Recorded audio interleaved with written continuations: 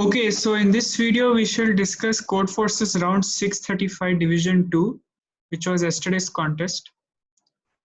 We shall discuss problems A and B because I don't know how to do the C one, it's on trees. First one was quite simple, it was a little tricky. I mean, if you read it and misread it, then you might have got wrong answer. So what was the question? Basically, you're given four positive integers A, B, C, D such that A less than or equal to B less than or equal to C less than or equal to D.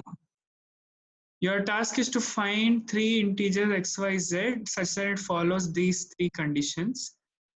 And we have to print x, y, z such that x, y, z form a triangle with non-zero area. It should form a valid triangle. Now, you know the property of triangle that x plus y should be greater than z. That is, sum of two sides should be greater than third side, and it should be correct for all the three sides taken pairwise, which means y plus z should be greater than x, and also x plus z should be greater than y. So all these three conditions should be satisfied along with these three conditions. You are given test cases and you have to output in each new line. This was my answer. I just printed BCC. This will work for almost, this will work for any case actually. And all the three conditions will be satisfied. So it was fairly easy problem only, but you had to just pause for maybe a minute or two to just think about it. So that's all. This was easy. Let's go to problem B. Problem B, it says dragon has hit point of X. When its hit point goes to 0 or below, it will be defeated. In order to defeat the dragon, you have two kinds of spells: void absorption, lightning strike. Now these two spells will do some damage to dragon's health or whatever. So, sorry, the dragon's hit point. Now hit point will become this h by 2 floor value plus 10 if you do void absorption. If you do lightning strike, it will decrease by 10. And you are given number of void absorptions and lightning strikes that can be done. That is the maximum number of void absorptions and lightning strikes, n and m.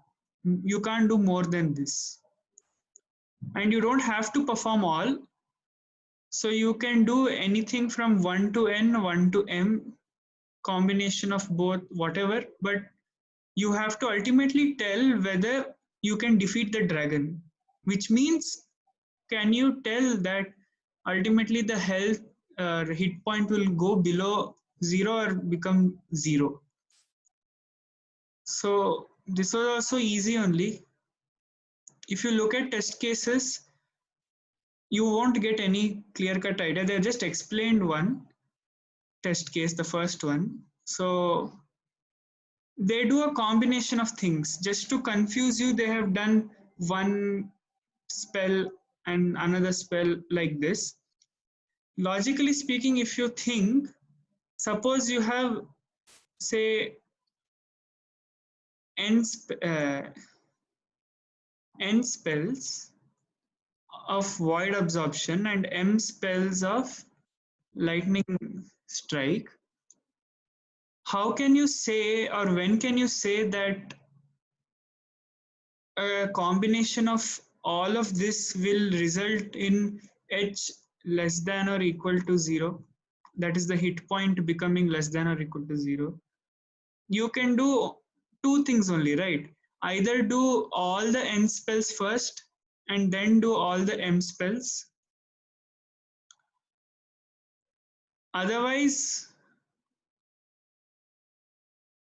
you do all the M spells first and then do N spells. That is, perform all void absorption spells, perform all these, and then perform all these, and then check if the health became less than or equal to 0. If it became less than or equal to 0, print yes. Otherwise, don't print no now only. You do the opposite. You first do lightning strike, all the lightning strikes, and then do all the void absorption. So basically the order will be this. First void absorption, then lightning strike. If this doesn't work, lightning strike, then void absorption. If this also doesn't work, the answer is no. Just to make it clear.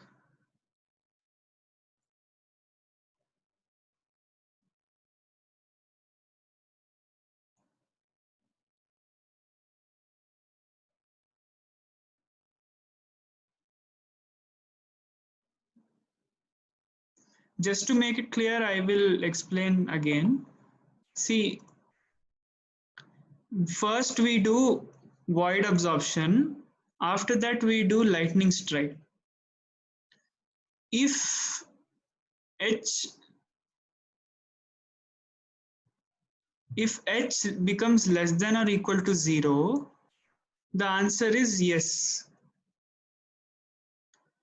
That is, we perform all the void absorptions and all the lightning strikes. If the answer is no, I mean, if H is greater than 0, then what do? We do all lightning strikes first and then all void absorption. Then if H is less than or equal to 0, we print yes. Otherwise, we print no. So I'll show you my code. This was my code. Basically, I inputted x, n, and m, and I assigned n1 equal to n, m1 equal to m, x1 equal to x. I needed duplicate copies of x and n. Why? Because I'm first going to do this, right? I'm first going to do void absorption and lightning strike, all of that. So when I do that, my n and m value becomes 0. I am basically doing all the spells. So I'll check over here by doing all the spells. If it is yes, I mean, if it is less than 0, then I print yes. Otherwise, what do? I do all lightning strikes first and then void absorption, which is in this loop. And then I print yes if the condition is satisfied, otherwise no. Basically, it is just implementation only, like you perform all void absorptions first and then lightning strikes. In this process, check if H becomes less than 0. If it does not, then perform all lightning strikes first and then void absorptions. And in this process, if it becomes 0 or less than 0, print yes, otherwise print no. So to do the second operation, I need x as it is. And that is why I have equated x to x1, just a duplicate copy of x. Because in the first operation, I am reducing x, right? I am performing on x. So I can't perform again on x. I have to perform on a duplicate copy. Here, x1 is a duplicate copy of x. So that was the solution to the problem. It is basic implementation only. Thanks for watching. Bye.